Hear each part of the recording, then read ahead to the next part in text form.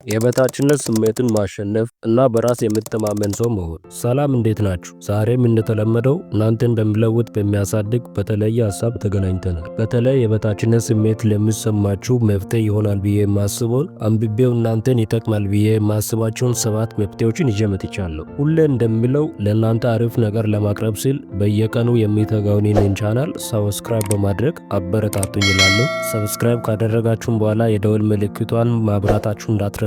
ከዚህ ሁሉ የበለጠ የምፈልገው ነገር እንዲያውም በአክብሮት የሚጠይቃችሁ ነገር ሀሳባችሁን ይህንን ቪዲዮ አይታችሁ ከጨረሳችሁ በኋላ ኮሜንት ላይ የሚለቃቸው ትምህርቶች እንደሚጠቅማችሁ እንድትገልጹልኝ በአክብሮት ይጠይቃችኋል።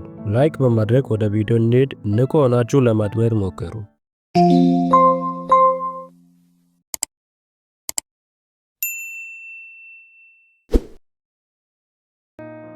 ማንም ከበታችነት ስሜት ጋር የተወለደ ወይም የሚወለድ ሰው የለም። የበታችነት ስሜት ተፈጥሯዊ ሳይሆን በአካባቢ ተጽዕኖ የሚመጣ ውጤት ነው። በሌላ አነጋገር ሰዎች ስለ ራሳቸው የበታችነት ስሜት እንዲሰማቸው ከአካባቢያቸው ይማራሉ።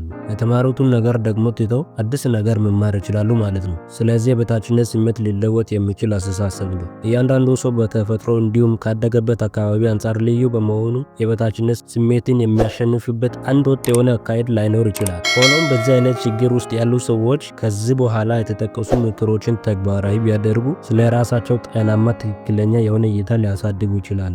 አንደኛ፣ በሌሎች ሰዎች አስተያየት ላይ ጥገኛ ለመሆን። በልጅነት ወቅት አንድ ነገር ሰርተን ወላጆቻችን ወይም ትልልቆች ብለን የምናስባቸው ሰዎች ጥሩ ነው፣ ትክክል ነው፣ ጎበዝ እንዲሉ እንፈልጋለን። በጎልማሳነት ጊዜ እንዲህ ያለውን የልጅነት ወቅት ባህሪን መተው አስፈላጊ ነው። ከሰዎች ተገቢውን አስተያየት መጠየቅና ስራችንን መገምገም ጠቃሚ ቢሆንም በእነርሱ አስተያየት ላይ ጥገኛ መሆን ዞሮ ለራሳችን ያለንን አመለካከት ይጎዳል። ሁለተኛ፣ ራሳችንን ከአሉታዊ አስተሳሰቦች መለየት። በተቻለ መጠን ራሳችንን ማንነታችንን በአእምሯችን ውስጥ ከተከማቸው አሉታዊ አስተሳሰብ መለየት አለብን። በሌላ አነጋገር በእነዚህ አሉታዊ አስተሳሰቦች ራሳችንን መመዘን ስንተው እነዚህ አስተሳሰቦች ኃይል ያጣሉ። በእርግጥ ከኛ ጋር ለረጅም ጊዜ የቆዩ ከሆኑ ከእነርሱ ጋር ዝምድና ስለፈጠርን በቀላሉና ቶሎ ላይለዩን ይችላሉ። ሆኖም ከእነርሱ ጋር ላለመኖር ከወሰንን ቀስ በቀስ ስፍራውን ይለቃሉ። በእነርሱ ስፍራ ደግሞ ተገቢ የሆኑ ሀሳቦችን እናስገባለን። እነዚያ ቀስ በቀስ ገብተው ስፍራ እንደያዙ ሁሉ አዲሱና መልካም የሆነው አስተሳሰብም እድል ከሰጠነው ቀስ በቀስ ወደ አእምሯችን ገብቶ ስፍራውን ይይዛል።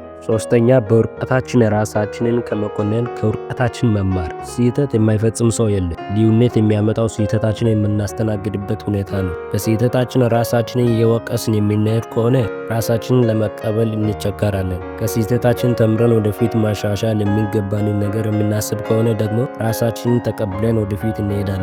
ስለሆነም በህይወታችን በእኛም ሆነ በሌሎች ሰዎች በደረሱብን ችግሮች፣ ውድቀቶች፣ አለመሳካቶችና መልካም ያልሆኑ ነገሮች ሁሉ ራሳችንን እንዲሁም ሌሎች ሰዎችን ከመኮነን ከክፉ ነገሮች መልካምን ነገር ተምረን ወደፊት መሄድ የተሻለ አማራጭ መንገድ ነው። አራተኛ፣ ራሳችንን በፉክክር ውስጥ አለማስገባት። እያንዳንዱ ሰው ልዩ የሆነው የተፈጠረው ፍጡር ነው። በእያንዳንዱ ሰው ውስጥ ያለው እምቅ ችሎታ አንድ አይነት ላይሆን ይችላል። እያንዳንዱ ሰው ያደገበትና ያለበት አውድ ልዩነት አለው። ስለዚህ ከሌሎች ጋር ሁል ጊዜ መፎካከርና ራሳችንን ከሌሎች አንጻር ከመገመት ይልቅ እኛ ዘንድ ያለውን መልካም ነገር በመለየት በተሻለ መንገድ መጠቀም የምንችልበትን መንገድ መቀየስ ይረዳናል። ከሌሎች ሰዎች ስኬት፣ ብርታት፣ መልካም ነገሮች፣ አሸናፊነት ለራሳችን መልካም ቁም ነገሮችን መማር እንችላለን።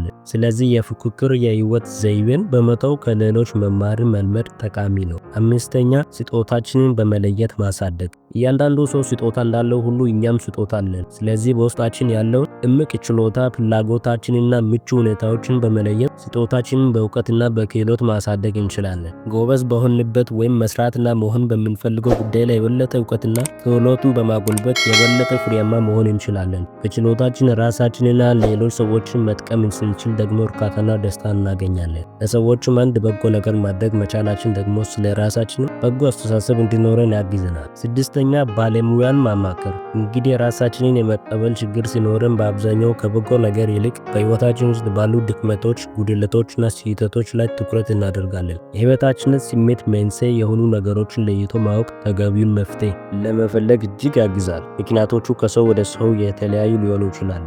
ራሳችንን የማንቀበል ከሆነ እኛው ለራሳችን ጠላቶች ሆነን ማለት ነው። ሁል ጊዜ ከራሳችን ጋር እንጣላለን፣ ጠላትን በውስጣችን ተሸክመን እንዞራለን ማለት ነው። ስለዚህ ራሳችንን በመቀበል በሰላም በመኖር የበታችነት ስሜትን ማስወገድ እንችላለን። ሰባተኛ፣ ገንቢ ያልሆኑ መንገዶችን መተው። ከሰዎች ዘንድ ተቀባይነት ለማግኘት እንዲሁም ስለ ራሳችን ጥሩ ስሜት እንዲሰማን እንከን የለሽ ስራዎችን ለመስራት ጥረት ማድረግ የማይጠቅም አካሄድ ነው። ማንም ሰው በንግግሩና በስራው ፍጹም መሆን አይችልም። ስለዚህ ይህን አይነት መንገድ መከተል የበለጠ ራስን ለውድቀት ብሎም ለበለጠ የበታችነት ስሜት እንዲሰማን ሁኔታዎችን ማመቻቸት ይሆናል። በቅናት መንፈስ ውስጥ ሆኖ ከሌሎች ሰዎች በልጦ ለመገኘት ጥረት ማድረግ የበታችነት ስሜትን አያጠፋም።